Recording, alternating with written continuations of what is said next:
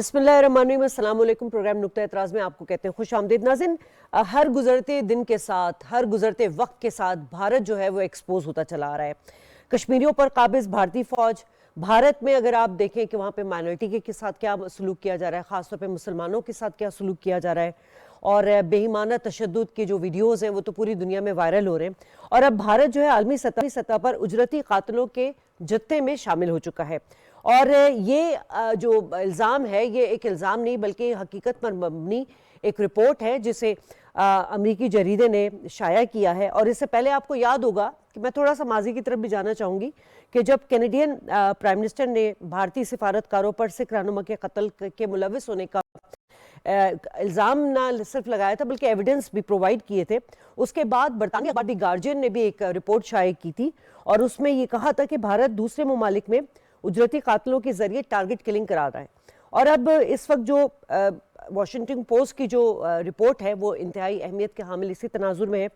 दहशतगर्दी और संगीन इंसानी जराइम में मुलविस भारत का जो है सियाह चेहरा आलमी सतह पर एक बार फिर बेनकाब हो चुका है।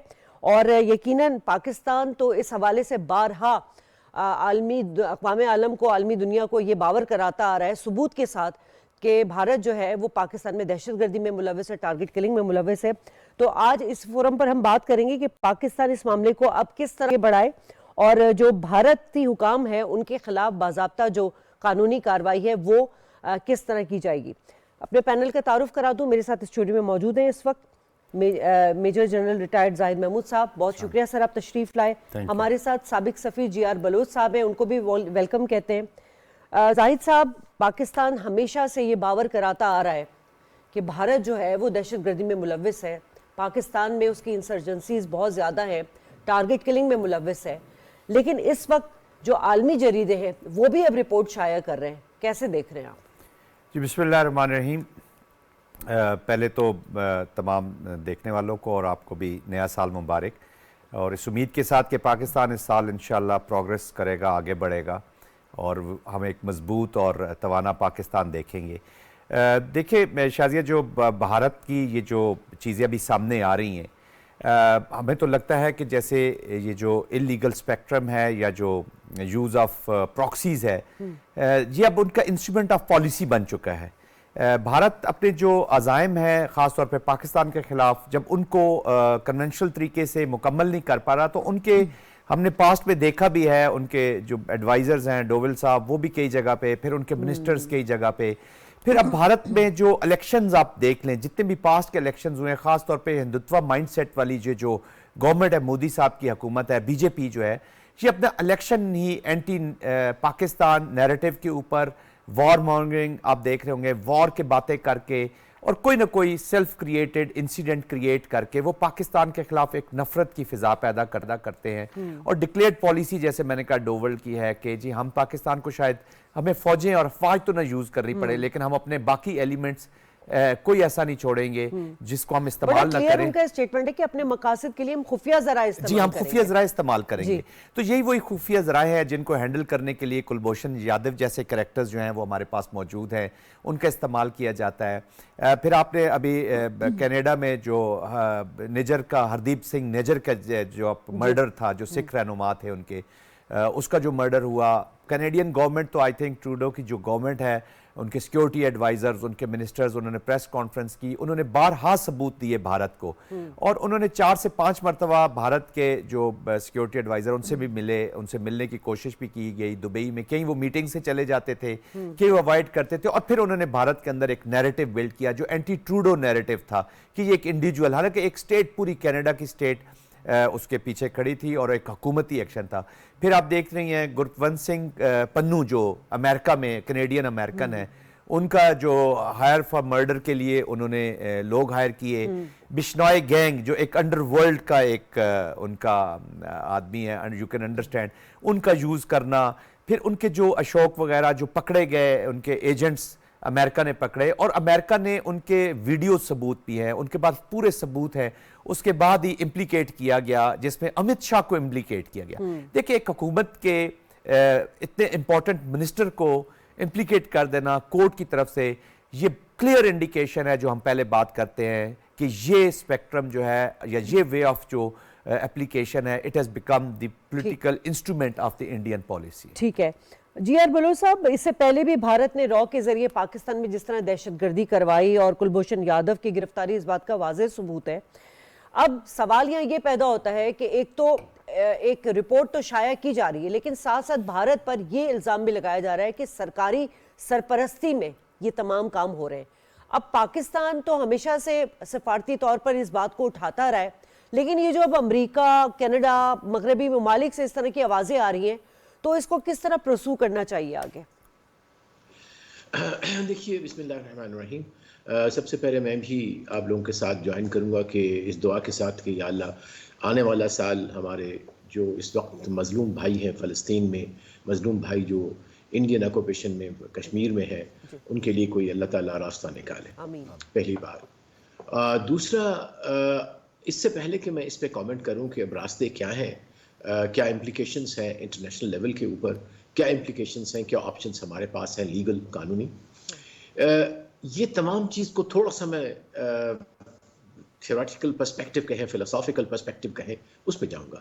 میں تو یہ کہوں گا کہ بی جے پی نہ صرف ایکسٹرا جوڈیشل کلنگ لوگوں کی کر رہا ہے، لیکن سب سے بڑا جو مرڈر اس نے کیا ہے وہ کیا ہے اس انڈیا کا جو کہ ملٹی کلچرل تھا، ایک انڈیا جو کہ ملٹی ریشل تھا، ملٹی فیتھ تھا، ایک سیکولر روح تھی اس کی، جو کہ اس کے فاؤنڈنگ فادرز نے سوچا تھا اور اس کو کانسٹیٹیوشن میں کوڈیفائی کیا تھا.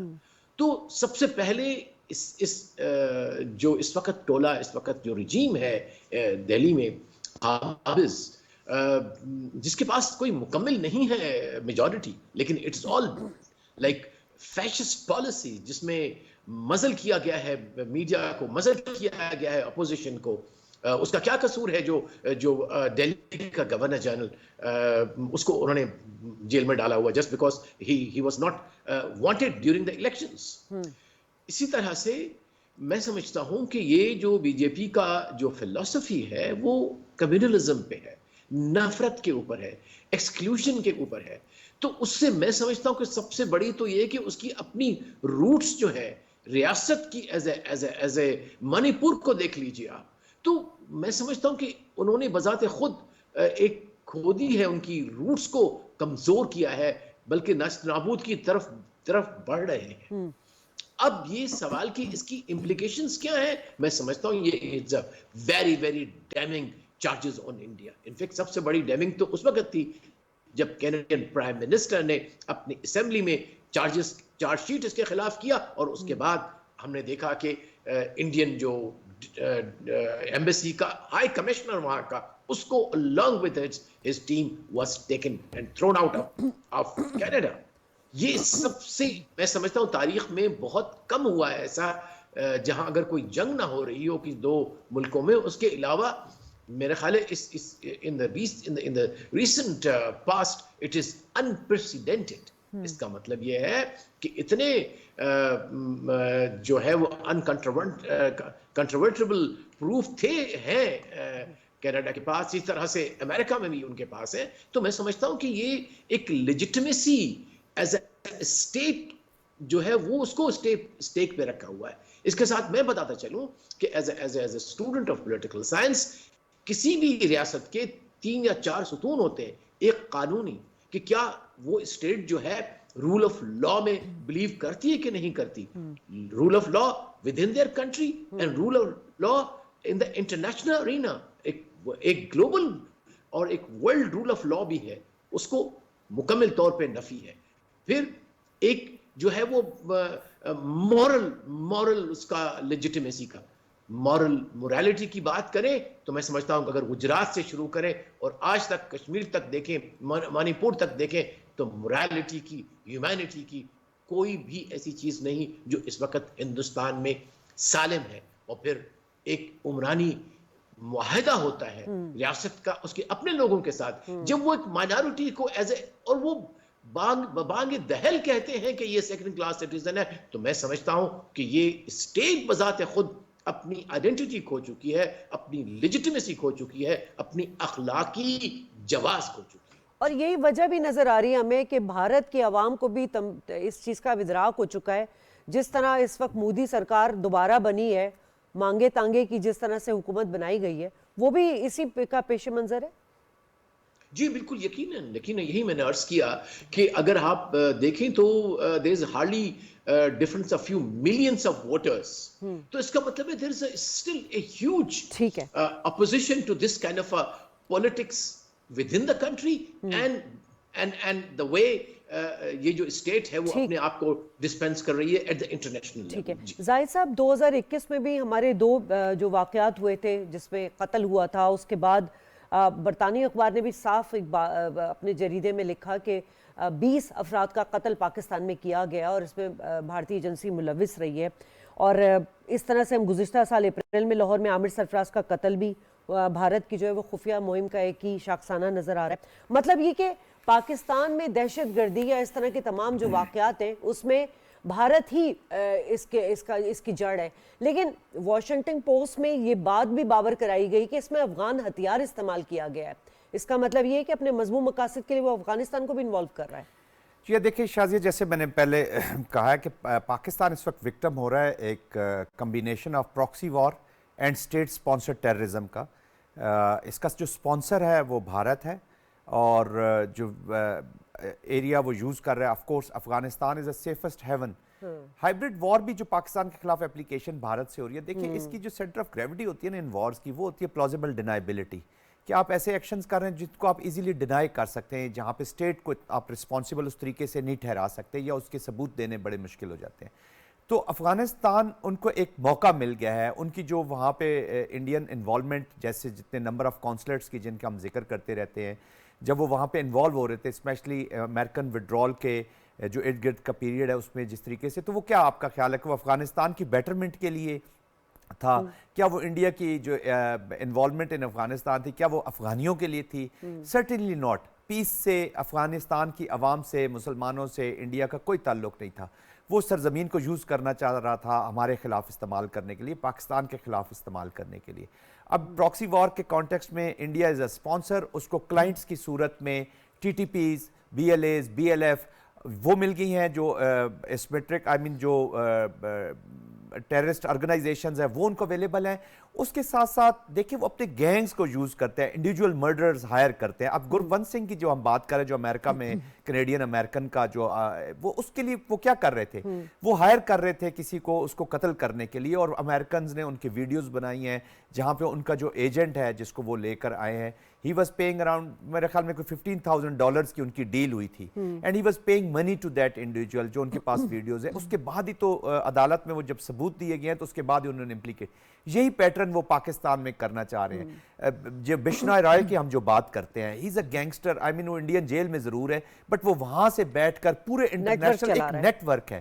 तो इंडियन अंडरग्राउंड, इंडियन आप देख लें, इंडियन जो बॉलीवुड है जिसका हम बड़ा करते हैं, उसका जो नेक्सस है इनके साथ, ये जो पैसा इस्तेमाल कर रहे हैं, ये एक ह्यूज नेटवर्क है जो उन्होंने। एक और चीज़ ऐड कर लूँ मैं इसी में कि वॉशिंगटन पोस्ट में ये भी कहा गया है कि रॉ की एजेंसी जो है वो मूसाद के तर्ज़े अमल पर जो है उसी के प्रोसीजर, उसी की कार्रवाई, उसी तरह की कार्रवाइयाँ कर रही है वो। देखिए इजराइल को आप देख लें, इंडिया को देख लें, इनकी पॉलिटिकल एप्लीकेशन देख लें, वहाँ पे यहाँ पे अखंड भारत है, वहाँ ग्रेटर इजराइल चल रहा है, हिटलर की जो फिलॉसफी है उसको ज़रा पढ़ लें, तो एग्जैक्टली वही जो हिंदुत्व के कॉन्सेप्ट को देखें ना। अभी हिंदुस्तान में बहुत से हिंदू बसते हैं, जैसे कि अभी एम्बेसडर साहब भी कह रहे थे कि उनका जो एक असल चेहरा वो जो पोर्ट्रेट करते थे, आई डोंट नो कि वो ट्रू चेहरा था कि नहीं, but anyways there are good Hindus. Pakistan में भी हिंदूज बसते हैं, हम हिंदूइज्म की बात नहीं कर रहे। हिंदुत्व जो है वो उसके बीच में जो एक एलिमेंट है वो दैट इज डिफरेंट। उसने उनका चेहरा भी न सिर्फ मसक किया बल्कि उसको बुरे तरीके से अपने आप को उन्होंने पेश किया है, और उसमें वहां पे वो बड़े क्लियरली कहते हैं कि हिंदुस्तान सिर्फ हिंदुस्तान हिंदुओं के लिए, वहां पे माइनॉरिटी सेफ नहीं है, वहां पे मुसलमान सेफ नहीं है। कश्मीर को देख लें, एक जेल की सूरत इख्तियार कर चुका है, सिखों के खिलाफ जो उनके मजालिम है, जो दलित्स के खिलाफ उनके, क्रिश्चियन को देख लीजिए। अब बांग्लादेश की मिसाल आपके सामने, कल तक तो वो उनका एलाय था, पार्टनर था, जब उनका स्टूज वहां से हसीना Wajid is been taken out, तो पूरा उन्होंने इसको इस्लामिस्ट मूवमेंट्स करार देके और इस्लामिस्ट मूवमेंट को वो टेररिज्म से रिलेट कर रहे हैं। तो वो कह रहे हैं जो बांग्लादेश की अब जो लेजिटिमेट एक एफर्ट हुई अगेंस्ट देयर स्टूज, तो उसको वो कह रहे हैं कि जी ISIS की इनको सपोर्ट हासिल है, ISIL की सपोर्ट हासिल है, ताकि बांग्लादेश में खौफो हरास फैलाया जाए। تو وہ لیجیٹیمیٹ موومنٹس کو بھی ٹیررزم کی طرف لے جاتے ہیں. اور جیسا کہ میں نے پہلے کہا کہ it has become the instrument of their policy. وہ اس کے اسپیکٹرم کو اور بڑھائیں گے, اور ان کو ایک جو گھمنڈ ہے نا جی, کیونکہ ان کو ٹیسٹ اپروول ہے ویسٹ کی, یونائٹڈ اسٹیٹس کی انڈو پیسفک اسٹریٹجی میں, تو اس کو تھوڑا سا اس کو لیوریج کو وہ استعمال کرتے ہیں, یوز کرتے ہیں. بٹ ویسٹ سے یہ آوازیں اٹھنا, آئی تھنک اب اتنی بھیانک حد تک یہ ان کی چیزیں جا چکی ہیں کہ ویسٹ کے پیپرز, ویسٹ نے بھی اس کے خلاف, امریکہ میں بھی اس کے خلاف آوازیں اٹھنا شروع ہو گئی. یہی سوال میں جی آر بلوچ صاحب آپ سے لینا چاہتی ہوں کہ سفارتی ماہرین بھی یہی بات کر رہے ہیں کہ اب بھارت جو ہے وہ دنیا کے دیگر ممالک میں جو ہے وہ دہشت گردی پھیلا رہا ہے. کیا وجہ نظر آ رہی ہے آپ کو کہ کیوں بھارت ایک طرف تو وہ خطے کا چودھری بنا ہوا ہے, جمہوریت کا چیمپئن کلیم کرتا ہے, لیکن دوسری طرف وہ پوری دنیا میں جو ہے دہشت گردی اور ٹارگٹ کلنگ کر رہا ہے؟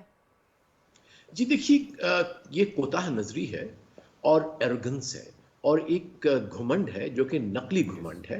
It's kind of self deception ہے کہ ان کو کمپلیٹ امپیونٹی ہے اور وہ امپیونٹی سے جو چاہیں کر سکتے ہیں. اور دو اسٹیٹس ہیں اس وقت جو اس قسم کا بیہیویئر جن کا اس وقت دیکھا جا رہا ہے, اسرائیل جس کا پہلے ذکر ہوا اور انڈیا. تو میں دوبارہ پھر دہراؤں گا کہ اس دور میں جو کچھ ان کے دیکھیے, جو اس وقت ماڈرن اسٹیٹ سسٹم ہم ویژولائز کر رہے ہیں کہ اسٹیٹس کس طرح سے ابھری, وہ بیسیکلی ان کا کارڈینل پوائنٹ یہ تھا جو کہ under the Westphalia peace treaty 1648 میں, کہ وہ لوگ وہ جو اسٹیٹس اینٹیٹیز ہوں گی وہ ایک انٹرنیشنل رول آف لا کو کریں گی, ایک دوسرے کی سوورینٹی کو مانیں گی. اور جب یہ دونوں اسٹیٹس کو دیکھیں جو, تو they are violating the very basic tenet of the modern state system. تو میں سمجھتا ہوں کہ یہ دونوں کے دونوں جو ہیں وہ اسٹیٹس, اسرائیل اینڈ انڈیا, وہ ایک اپنے ایک ڈسپشن میں ہے, ایک غرور میں ہے, ایک گھمنڈ میں ہے. لیکن میں نہیں سمجھتا کہ اٹ از ٹینیبل, اٹ از ڈیفینسیبل, یا اس کو یہ بہت دیر تک جاری رکھ سکتے ہیں. ہاں اس وقت ٹھیک ہے, ان کو وہ دنیا کی طاقتیں سپورٹ کر رہی ہیں, لیکن میں سمجھتا ہوں کہ ایک دن ضرور ہوگا اور بہت جلد ہوگا. یہی میں آپ سے, یہی سوال میرا آپ سے ایڈ کر لیجئے اس کو, کہ اب دنیا کا تو ایک انٹرسٹ ہے نا انڈیا کے ساتھ, اور ہم جتنے بڑے بڑے فورم میں جو نمائندگی دیکھتے ہیں, ایک لابنگ بھارت نے اتنے عرصے سے کی ہوئی ہے کہ ہمیں ہر جگہ پر بھارتی نظر آتے ہیں. تو آپ کو کیا نظر آتا ہے کہ کیا انٹرنیشنل لا کے تحت بھارت کو نکیل ڈالی جائے گی یا اسے بھی صرف نظر کر دیا جائے گا؟ نہیں دیکھیے, اس کے لیے پھر نکیل تو ڈالی جا رہی ہے. کینیڈا نے آلریڈی ایک پروسیس شروع کیا ہوا ہے, یو ایس میں بھی ایک پروسیس شروع ہو چکا ہے. تو میں نہیں سمجھتا کہ یہ کوئی بعید ہے, کیونکہ جو اصل میں پروسیس جس میں سینسٹیوٹی ہے اس میں جو ٹریل ہے وہ بہت اوپر تک جاتا ہے انڈین اسٹیٹ سٹرکچر کے اندر. That be the case. تو اس لیے وہ بہت محتاط طریقے سے پروسیس کو آگے بڑھا رہے ہیں تاکہ جس میں کوئی ڈینائبلٹی کا کوئی اندیشہ نہ رہے, اور جس میں کوئی ایسی بات نہ ہو جس وجہ سے وہ جو کیس ہے وہ اس لحاظ سے جھوٹا ثابت کیا جا سکے. پھر یہ کہ مصلحتیں ضرور ہوتی ہیں. I think we have to be realistic as well. We know کہ ویسٹ کا انٹرسٹ ہے ابھی انڈیا کے اندر, اور کیوں ہے اس کا بھی پتہ ہے ہمیں کہ وہ چائنا کا کاؤنٹر وائس جو ہے وہ رکھنا چاہتے ہیں. ایشیا پیسفک کی ان کی جو نئی اسٹریٹجی ہے, جیو اسٹریٹجی کے لحاظ سے انڈیا کو انہوں نے بہت پرائورٹی دی ہوئی ہے. تو ہو سکتا ہے کہ صرف نظر ہو بھی جائے, یہ بھی نہیں کہہ سکتے, لیکن ضروری ہے کہ جو وکٹمز ہیں, اسٹیٹ وکٹمز ہیں یا انڈیویجول وکٹمز ہیں, ان کے ساتھ ہمیں پاکستان کے لیے کیا کرنا چاہیے. This is where I want to come. کہ Pakistan must raise its voice and join those voices who are the victims of the state terrorism. May it be Israel, may it be India. تو اسی طرح سے collective voice کے ساتھ میرے خیال ہے ضمیر جو دنیا کا ہے اس کو جگائے رکھنا ہے, اس چیز کو بتائے رکھنا ہے, تاکہ ظلم ہمیشہ جو ہے وہ ظاہر ہو, پتہ ہو, اور جو غیر قانونی کا بیہیویئر ہے اس کا سب کو پتہ ہونا چاہیے. ٹھیک ہے زاہد صاحب, یقیناً پاکستان تو اس کیس کو آگے پرسو کرے گا سفارتی محاذ پر بھی, اور یقیناً عالمی فورم سے بھی وہاں پر بھی آواز اٹھائے گا. لیکن جو ہمارے آرمی چیف صاحب کی جو ملٹری ڈپلومیسی ہے اور افغانستان کے حوالے سے جو ہمارے معاملات ہیں, اسپیشلی جو اب افغانستان کی سرزمین استعمال کی جا رہی پاکستان میں دہشت گردی کے لیے, اس پہ لے کے آرمی چیف صاحب کا بڑا کلیئر ایک موقف بھی ہے. آپ کو کیا لگتا ہے کہ جو دہشت گردی پاکستان میں ہے، اس دہشت گردی میں جو افغانی اسلحہ استعمال ہوتا ہے اور را کے ملوث ہونے کے شواہد ملتے ہیں، ان تمام چیزوں کو کس طرح افواج پاکستان دیکھے گی؟ دیکھیے شازیہ، افواج پاکستان نے اور چیف آف آرمی اسٹاف نے خاص طور پہ ابھی پچھلے دنوں بڑا کلیئرلی میسج دی ہے after using all the efforts, I mean diplomatic efforts ہوئیں، یہاں پہ ڈیلیگیشنز بھیجے گئے، جرگہ بھیجا گیا، افغانستان کی حکومت کو بہت سمجھایا گیا. وی ور ایکسپیکٹنگ کہ افغانستان جو نئی حکومت آئے گی، عبوری حکومت، اس نے کوئی پاسٹ کی مسٹیک سے سیکھا ہوگا اور وہ سب سے پہلے افغانستان کے ساتھ لائل اور سنسیئر ہوگی اور پھر اپنے نیبرز کے ساتھ، اور خاص طور پہ پاکستان جس کی ابھی جو قربانیاں ان کو گنوانا، آئی تھنک ہر بندے کو، پوری انٹرنیشنل کمیونٹی کو پتا ہے کہ پاکستان نے کیا سیکریفائز کیا. We have sacrifice the most, we have suffered the most because of Afghanistan war. تو تمام جب یہ ایگزاسٹ ہوئی ہیں تو اس کے بعد ہم دیکھتے ہیں کہ ان کی جو ول نہیں نظر آتی ان میں سیکیورٹی، آئی مین امن کی، ان میں افغانی عبوری حکومت میں ول نہیں نظر آتی، بجائے وہ اس کے کہ وہ تھینکفل ہوں پاکستان کے. وہ I think they are being used. وہ اکنامک ایشوز ان کے ہو سکتے ہیں، اکنامک ریلیٹڈ ان کے فوائد ہو سکتے ہیں جس کو وہ پرسو کر رہے ہیں. پھر ٹی ٹی پی لگتا ہے کہ ان کی کوئی مجبوری ہے، انہیں ڈر ہے کہ اگر ہم ٹی ٹی پی کے خلاف، تحریک طالبان پاکستان کے خلاف کوئی ایکشن لیں گے تو ان کے اپنے اندر ڈویژن پیدا ہونے کا ڈر ہے. وہ اپنے ماضی میں سمجھتے ہیں کہ انہوں نے ہمیں سپورٹ کیا ہے تو اب ہمیں ان کو سپورٹ کرنے کی ضرورت ہے. افغانستان کی حکومت کو سمجھنے کی ضرورت ہے کہ اگر ٹی ٹی پی نے ان کو سپورٹ کیا تو وہ ایگریشن جو افغانستان میں ہوئی تھی اس کے ساتھ ان کی سپورٹ تھی. اب وہ ان کو ٹی ٹی پی کو ٹیررزم پراکسی کے طور پہ اگر اویلیبل اپنے آپ کو کر رہے ہیں تو افغانستان حکومت کو ان کو روکنا چاہیے. انفارچونیٹلی پاکستان کے پاس ایسے ثبوت موجود ہیں جہاں پر ان کو سپورٹ کیا جاتا ہے، لاجسٹک سپورٹ دی جاتی ہے. پھر آپ نے امریکن ویپنز کی بات کی، تقریباً 3.5 لاکھ کے قریب، 3,27,000 کے قریب وہاں پر ایسا سوفسٹیکیٹڈ اسلحہ امریکہ چھوڑ کے چلا گیا. وہ ایک ڈس آرگنائزڈ، ڈس اریڈ افغانستان چھوڑ کے چلا گیا. It was not a total complete withdrawal بھی نہیں ہوا اور کمپلیٹ پیس بھی نہیں ہوا وہاں پہ. تو ایک کنفیوژن، کیوٹک افغانستان چھوڑ کے گیا. اب یہ اسلحہ وہاں پہ موجود ہے. وہاں دیکھیں اکنامک ایکٹیویٹی تو ہے نہیں وہاں، کوئی اس طرح کا انڈسٹریز تو آ نہیں رہی، انٹرنیشنل کمیونٹی وہاں پہ نہیں آ رہی، نو بڈی از انگیجنگ ود دیم، کہ اور ان کی ابھی تک لیجیٹیمیسی از انڈر کوسچن. پھر بائی پروڈکٹ ہے یہ وار کا، یہ حکومت یہ کسی ڈیموکریٹک پروسیجر کے تحت تو آئی نہیں ہے کہ یہ آنسریبل ہو جائیں افغانستان کی عوام کو، جہاں پہ عوام ان کو کوسچن کر سکیں. تو ان تمام عوامل کو سامنے دیکھتے ہوئے پروبیبلی یہ اب انہوں نے اس ٹیررزم کو، پھر انلیگل سپیکٹرم دیکھیں جو فوج نے روکا ہے بارڈرز کے اوپر، یہ بھی ان کو بہت تکلیف دے رہا ہے. بٹ شازیہ ایک چیز بڑی کلیئر ہے، جو کائنیٹک اپلیکیشن ہے دیکھیں 30 to 40% میں سمجھتا ہوں اسٹریٹجی کا حصہ ہوتی ہے. اس کے اوپر تو لیکن ایک چیز زاہد صاحب ہمیں اس کو بھی غور کرنا ہوگا کہ 2024 کا جو سال گزرا ہے اس میں 89% جو دہشت گردی ہوئی ہے اور 95 یا 96% جو کیجولٹیز ہوئی ہیں، جو جاں بحق ہوئے لوگ، اس میں یہاں ہمارے افسرانوں کی شہادت ہوئی ہے، فوجی افسران اور سپاہیوں کی اور جوانوں کی، اس میں کے پی کے اور بلوچستان ٹارگٹ رہا ہے.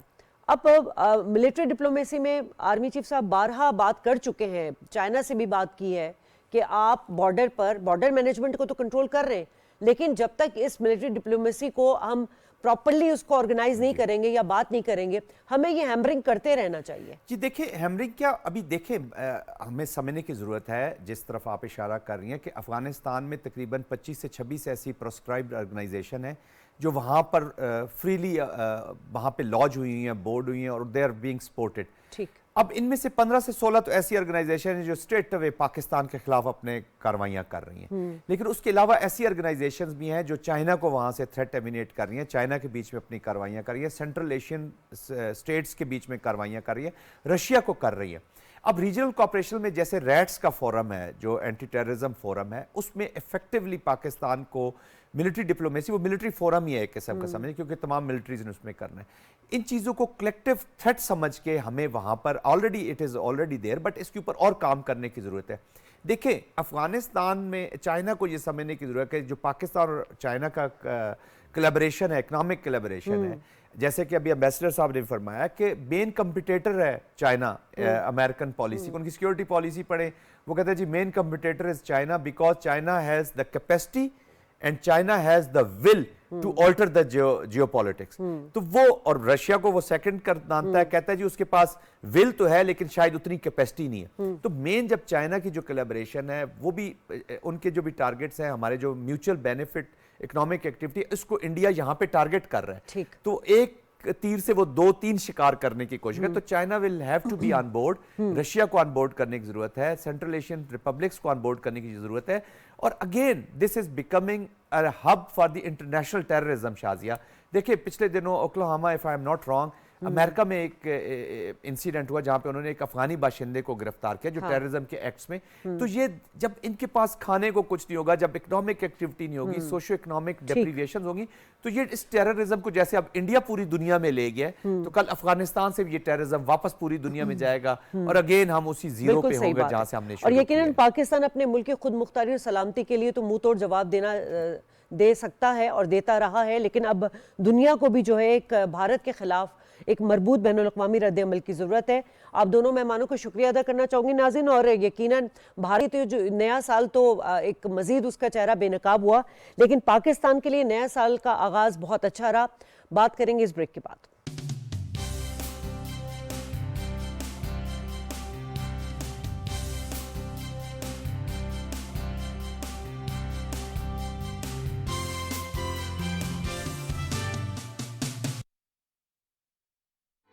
وزیر اعظم محمد شہباز شریف کی فلسطینی اور لبنانی بہن بھائیوں کی مدد میں حکومت پاکستان کا ساتھ دینے کی اپیل.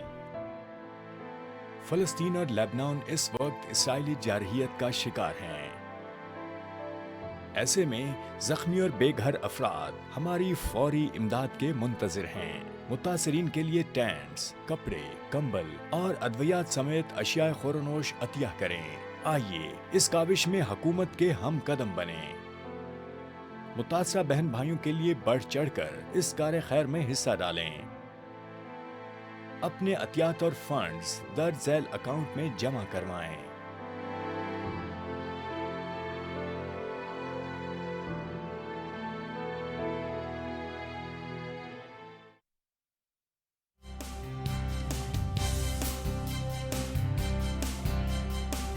جس کا پہلا دن ہے اور عالمی سطح پر پاکستان کے لیے بڑی اچھی ایک خبر ہے کہ پاکستان آج 8ویں مرتبہ 2 سال کے لیے یونائٹڈ نیشن کی سلامتی کونسل کے غیر مستقل رکن کی حیثیت اختیار کر چکا ہے. اور یقیناً اس سے پہلے بھی ہم نے دیکھا تھا کہ 8 دفعہ جو ہے وہ غیر مستقل رکن منتخب ہوا تھا. اسی پر بات کریں گے. میرے ساتھ اسٹوڈیو میں موجود ہیں ڈاکٹر آمود IR ایکسپرٹ ہیں. آپ کو خوش آمدید کہتے ہیں آمنہ صاحبہ. ہمیں جوائن کیا ہے شاہد کیانی صاحب نے، سابق سفیر ہیں، ویل نون پرسنالٹی ہیں. شاہد صاحب ویری وارم ویلکم. شاہد صاحب آپ سے ہی میں شروعات کر لوں تو سر یہ اس وقت جو پاکستان دوبارہ منتخب ہوا ہے 8ویں بار غیر مستقل رکن کے طور پر، آپ اس کو کس طرح جسٹیفائی کریں گے؟ جو پہلے اس نے رکنیت اختیار کی تھی اور اس وقت جو کر رہا ہے، کیا فرق ہے دونوں میں جیو پولیٹکس کے تناظر میں؟ سب سے پہلے تو آپ کو میں یہ بتاؤں کہ یہ ایک بہت بڑی اچیومنٹ ہے. 193 ممبرز میں سے 182 نے آپ کو ووٹ کیا ہے، اور اس میں دیر از اے پاسبلٹی انڈیا نے آپ کو ووٹ کیا ہو. میں اس پہ بات میں نہیں جاؤں گا. نہیں، اس میں 124 چاہیے ہوتے ہیں، 182. جو لوگ جب بات کرتے ہیں نا کہ جی پاکستان کی جی خارجہ پالیسی ختم ہو گئی، فیل ہو گئے، وہ یہ ریئلائز نہیں کرتے کہ یہ ریفلیکشن ہے کہ آپ کی پاسٹ کیا تھی، پرفارمنس کیا تھی پیس کیپنگ میں. سیکیورٹی کاؤنسل کے پیس کیپنگ فورسز کو جو ہم بھیجتے رہے، پیس کیپنگ میں کام کرتے رہے. یہ غازہ کے اندر جو ابھی مار کٹائی اور سب کچھ ہوتی رہی، اس میں پاکستان اپنی آواز کنسسٹنٹلی اٹھاتا رہا. میں بتا رہا ہوں عرب کنٹری سے بہتر اٹھاتا رہا آواز آپ کی. تو یہ ایکنالجمنٹ ہے 1. نمبر 2، ہمارے فارن سروس والوں کے خلاف بات کی جاتی ہے.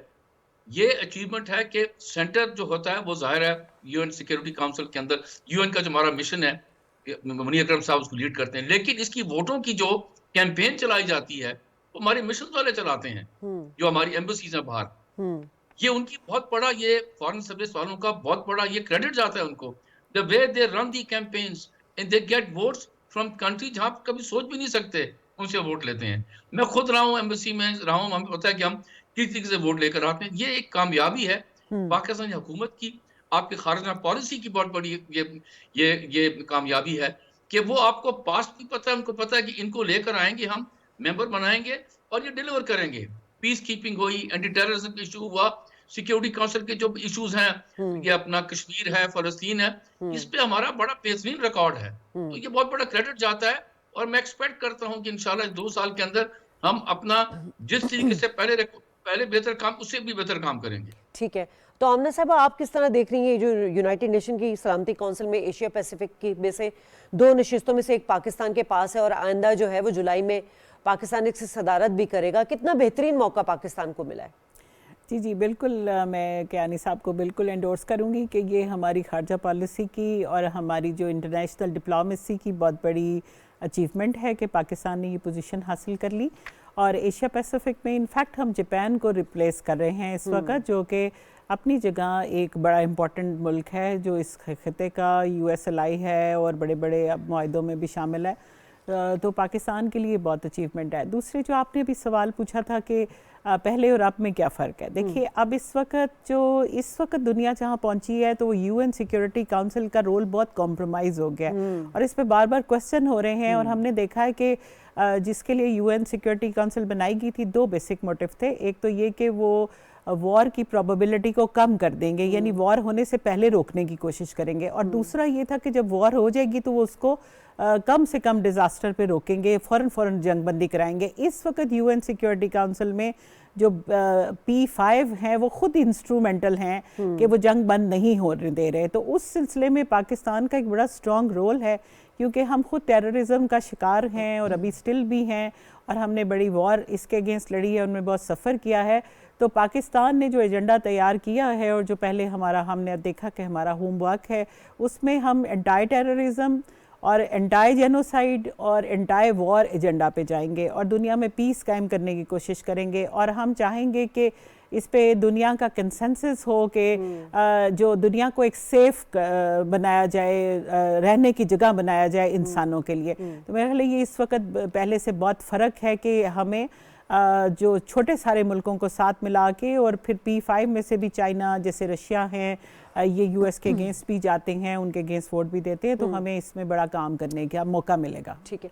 شاہد صاحب, جیسا کہ آمنہ صاحبہ نے کہا کہ یونائٹڈ نیشن کا جو کردار ہے وہ بڑا کمپرومائز ہو گیا ہے, اور یقیناً یہ موقع ملا ہے اگر جو غیر مستقل رکنیت کا بین الاقوامی اہم ایشوز پر تو بات کر سکتا ہے, لیکن کیا مشکلات پاکستان کو درپیش ہو سکتی ہیں؟ دیکھیں جی, جہاں تک یہ ڈاکٹر صاحب نے بالکل ٹھیک کہا ہے کہ جو پرماننٹ ممبرز ہیں یہ کنسنسس لانے نہیں دیتے. اصل میں تو ووٹ تو انہی کی ہے نا. بالکل. اس کے اندر اب مثال دے دوں آپ کو, غازہ کے اوپر باقی چھوڑیں کہ جی وہ ہیومینیٹیرین اسسٹنس, یہ تو ایک ایشو ہے. میں ہمیشہ حیران ہوتا ہوں ہیومینیٹیرین اسسٹنس کی کیا بات کرتے, وہ بچے گا تو کھائے گا نا. بات کریں جنگ بند ہونے کی, اور غازہ کے اندر انہوں نے, امریکہ نے معذرت کے ساتھ ہے, وہ جنگ بند نہیں ہونے دی, کنسنسس ڈیولپ نہیں ہونے دیا. لیکن پاکستان کا میں یہ بتا دوں رول کہ پاکستان نے اس کے اوپر آواز اٹھاتے رہے, اینڈ تک آواز اٹھاتے رہے, ابھی بھی اٹھائی ہوئی آواز کہ جی یہ جو کچھ ہو رہا ہے وہاں پر ظلم ہو رہا ہے, اس ظلم کو بند کیا جائے. اس سے زیادہ آپ کیا کر سکتے ہیں, آواز ہی اٹھا سکتے ہیں. ان سے بہتر میں کہتا ہوں بہت سارے ملک جن کو ہم سے آگے ایک قدم لینا جانا چاہیے تھا وہ نہیں کیا, لیکن پاکستان نے ایک اسے پرنسپل سٹینڈ سمجھتے ہیں وہ, جس طرح کشمیر پر ہے, یہ فلسطین کے اوپر, ان کے اوپر 2 اسٹیٹ سولوشن اپنی جگہ پر ہے. لیکن یہ جب غازہ کا مسئلہ آیا تو ہیومینیٹیرین ایشو جو تھا اس پر کہا گیا کہ اللہ کا واسطہ جنگ بند کی جائے, یہ ظلم ختم کیا جائے. اب پاکستان کی لمیٹیشنز ہیں, اب کیا کر سکتا ہے پاکستان, جب آپ جس طرح ڈاکٹر صاحب نے کہا کہ جو اگر پرماننٹ ممبرز ہیں وہی بند کرا سکتے ہیں, وہی اس کو نہیں ہونے دیتے ہم لیکن ہم نے اپنی آواز اٹھائی, ریکارڈ ہے. یہ آپ کی جو الیکشن آپ الیکٹ ہوئے ہیں, لوگوں نے آپ کو الیکٹ کیوں کیا ہے؟ ون آف دا ریزنز از دس کہ پاکستان پرنسپل سٹینڈ کے اوپر اپنی آواز اٹھاتا رہا اور اٹھاتا رہے گا. اور یو این میں پاکستان کے جو سفیر ہیں منیر اکرم صاحب نے, انہوں نے بڑا اچھا رول پلے کیا ہے. وہ تو بارہا اس سے پہلے بات بھی کرتے رہے ہیں, اور کونسل کے اندر جو اپنے اختلافات ہیں شاہد صاحب اس پر قابو پانے کے لیے وہ انہوں نے کہا ہے کہ اس چیلنج کو ہم قبول کر رہے ہیں. بالکل ٹھیک ہے, منیر اکرم صاحب کا بڑا رول ہے, بڑا ریپرزینٹ کرتے ہیں پاکستان کو, ایک بڑے سینئر ہمارے کیا نام فارن سروس کے ممبر رہے ہیں, اور ابھی بھی وہ وہاں پر کریں, ان کا ایک بڑا رول ہے. اور ظاہر ہے کہ وہاں پر ان کی اپنی بھی کارکردگی ایسی ہے کہ لوگ جو ہیں ان کو سپورٹ کرتے ہیں, اور پھر کیونکہ وہ سپورٹ کرتے ہیں ملک کو, لیکن ان کی بھی باڈی اپنی جو ان کا اپنی کارکردگی ہے as a permanent representative of Pakistan, تو یہ ایک بڑا کارنامہ ہے. اور ان کا یہ کنسسٹنٹ ہے, یہ پاکستان کا جو ویسے بھی اس ایشو یا پیس کیپنگ کے اوپر یا ٹیررزم کے اوپر یا افغانستان کو اسٹیبلائز کرنے، یہ 2 بڑے بڑے ایشوز ہیں نا ابھی، ان کے اوپر کرنے کا ہمارا بڑا اور کنسسٹنٹ ہے، ہم کبھی پیچھے سے ہٹے نہیں ہیں. تو کئی لوگ کہتے ہیں نا جی کہ یہ بڑے ملکوں سے ڈر گئے، کوئی ڈرا نہیں بھائی. پرنسپل سٹینڈ کے اوپر ہم ڈرے نہیں ہیں، نہ فلسطین پہ، نہ کشمیر پہ، نہ وار اگینسٹ ٹیررزم. ڈاکٹر صاحب نے بالکل ٹھیک کہا ہے، ہم خود وکٹم ہیں ٹیررزم کے بھائی، ہمیں کون کیوں بتائے گا کوئی؟ اس پر بھی ہم نہیں ہٹے نہیں ہیں. تو یہ ایک بڑا، اب دیکھیں جہاں تک پاکستان کی دیکھیں پیس کیپنگ فورسز کا تعلق ہے، تو 150 ہمارے سپاہی جو ہیں وہ شہید ہوئے ان کے اوپر، لیکن ہم نے ایشوز کے اوپر کمپرومائز نہیں کیا اور نہ کبھی کریں گے.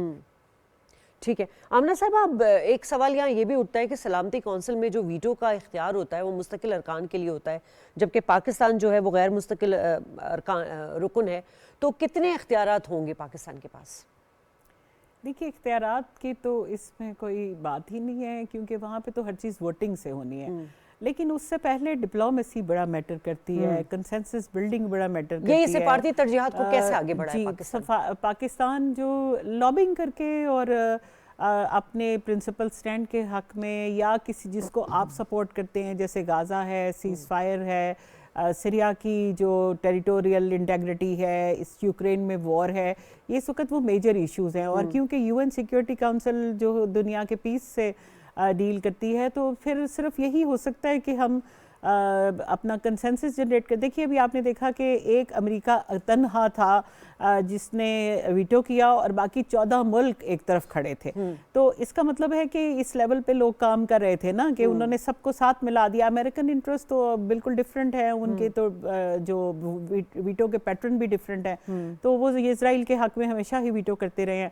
لیکن باقی سب کا جو کنسنسس جنریٹ ہوا وہ یہ شو کرتا ہے کہ جو سارے ملک وہاں پہ ممبر بیٹھے ہیں ان کی ڈپلومیسی بڑی سٹرونگ ہے. اور وہ ایک بات پھر یہ دیکھیے کہ یہ بڑا میٹر کرتا ہے، یہ ریکارڈ پہ چلا جاتا ہے. جو شاہد صاحب کہہ رہے ہیں نا کہ آپ نے جو سپیچ کی، جو آپ کے ریپرزینٹیٹیو نے کی، وہ دنیا سنتی ہے اور ان کو احساس ہوتا ہے. اس وقت جو یو این کی پوزیشن ہے وہ یہ ہے کہ جو یو این جی اے ہے وہ بالکل ڈیفرنٹ پیٹرن پہ چل رہی ہے، اور یو این سیکیورٹی کونسل بالکل ڈیفرنٹ پیٹرن پہ چل رہی ہے. اور غزہ کی 1 سال کی وار کے بعد اب صرف یونائٹڈ اسٹیٹس ہے جو ڈیفرنٹ پیٹرن پہ چل رہا ہے، اور باقی ساری دنیا دوسری طرف چل رہی ہے.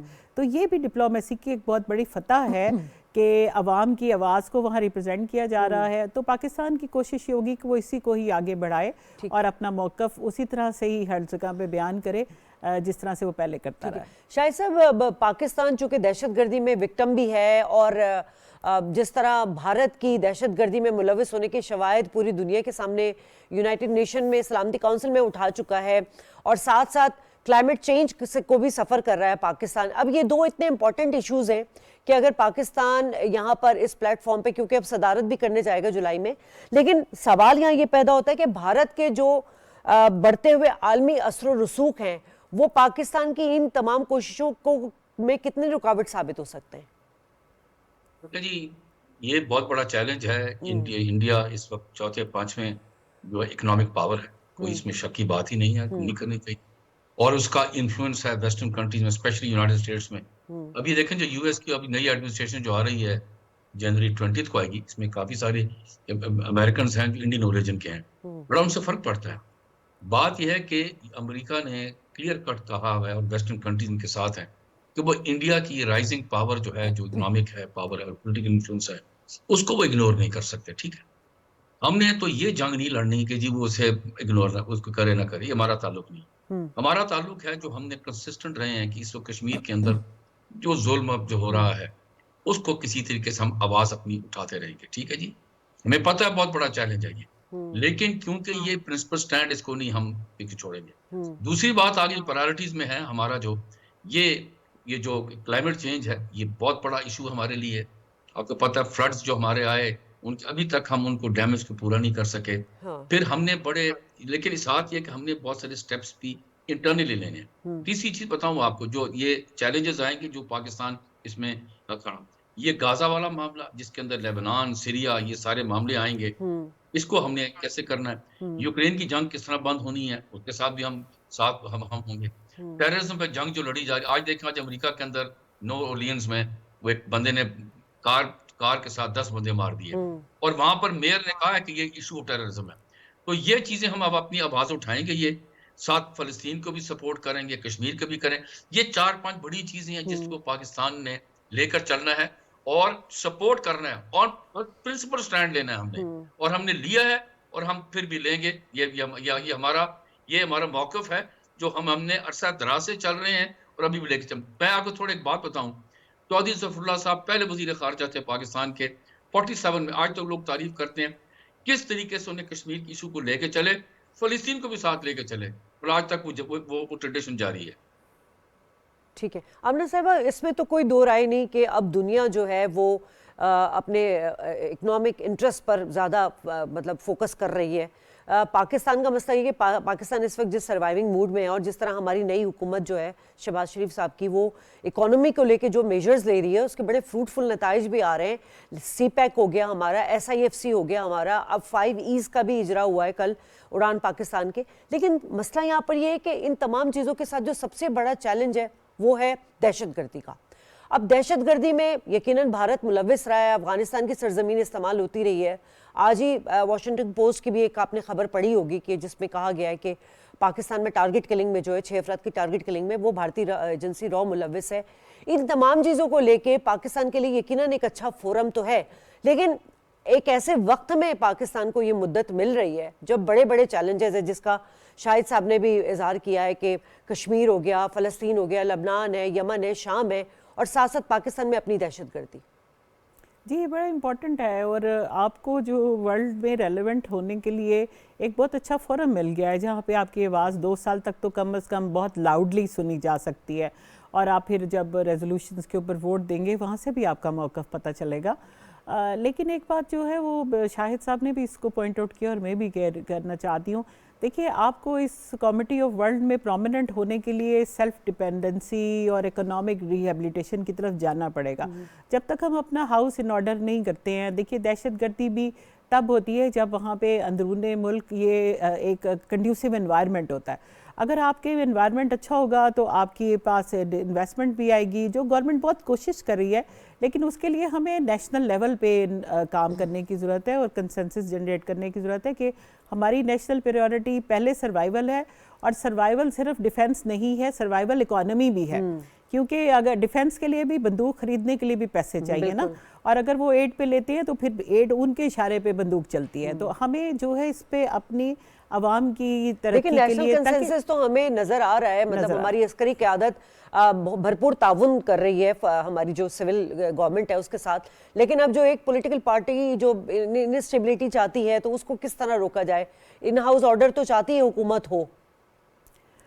میرے خیال میں تو اس کے لیے ہم سب کو ہی مل کے کام کرنے کی ضرورت ہے, اور یہ کیونکہ یہ نیشنل سٹیک ہے, یہ کسی ایک پولیٹیکل پارٹی یا ایک ادارے کا نہیں ہے, یہ سارے ادارے بھی ہمارے ہیں, سوسائٹی بھی ہماری ہے, اور لوگ بھی ہمارے ہیں. ٹھیک ہے, میں اپنے دونوں مہمانوں کو شکریہ ادا کرنا چاہوں گی. یقیناً پاکستان کو یہ موقع ایک ایسے وقت میں ملا ہے جب تو بہت سارے ہیں, لیکن پاکستان یونائٹڈ نیٹر کے چارٹر کو برقرار رکھتے ہوئے نہ صرف پاکستان کے لیے جو پاکستان کے مسائل ہیں جیو پولیٹکس کے تناظر میں اس کو لے کے آگے بڑھے گا, بلکہ دنیا میں امن قائم کرنے بھی بھرپور کردار ادا کرے گا. پروگرام سے اجازت, اللہ نے کے پاس.